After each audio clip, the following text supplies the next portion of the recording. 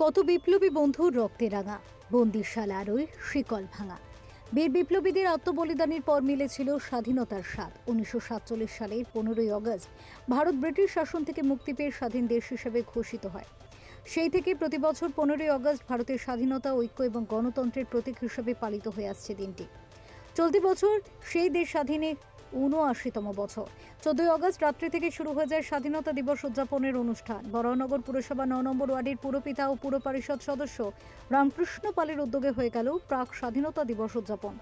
সারা বছরই মমতা বন্দ্যোপাধ্যায়ের আদর্শে আদর্শিত হয়ে দেশের বরেণ্য মনীষী ও বিপ্লবীদের স্মরণ করেন রামকৃষ্ণ পাল। বরানগর অঞ্চলে তৃণমূল কংগ্রেসের প্রথম দিনের সৈনিক হিসেবে পরিচিত তিনি।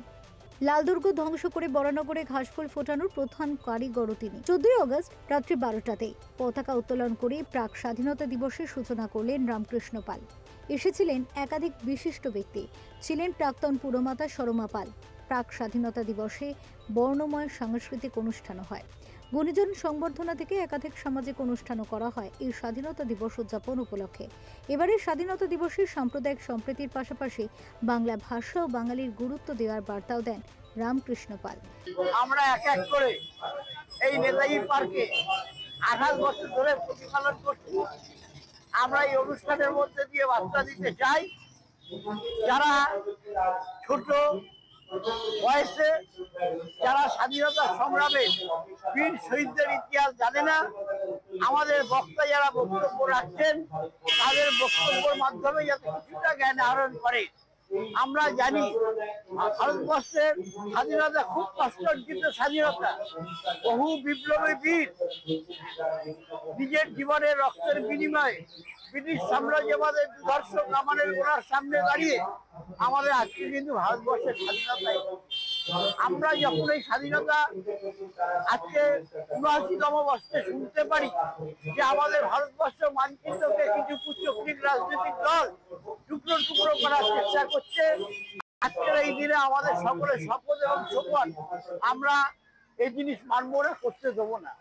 আমাদের ভারতবর্ষের ভূস্বর্গ কাশ্মীর, এই কাশ্মীরকে দখল করবার জন্য কুচক্রী রাজনৈতিক দলের মদদে পাকিস্তানি জঙ্গিবাদী সংগঠন তারা চেষ্টা করছে। আমরা এর বিরোধিতা করি, কারণ আমাদের কাশ্মীর আছে আমাদের ভূস্বর্গ।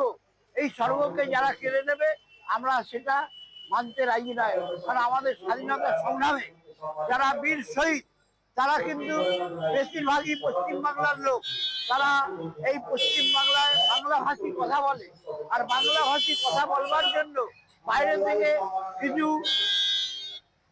কুচক্রী রাজনৈতিক দল তারা তাদের তাড়িয়ে দেওয়ার চেষ্টা করছে। বাংলা ভাষী নাকি, বাংলা ভাষা নাকি ভাষাই নয়। আমরা বলতে চাই স্বাধীনতা সংগ্রামে যারা বীর যোদ্ধা, ভারতবর্ষের বিশ্বকবি রবীন্দ্রনাথ তিনি বাঙালি, বিবেকানন্দ তিনি বাঙালি, নেতাজি সুভাষচন্দ্র বীর যোদ্ধা তিনি বাঙালি, বিপ্লবী বীর সূর্য সেন মাস্টারদা এরা সবাই বাঙালি। ভারতবর্ষের সংগ্রামের জন্য, স্বাধীনতার জন্য তারা লড়াই করেছে। আজকে বলছে বাংলা নাকি ভাষাই না। ফেরো রিপোর্ট, চ্যানেল 10।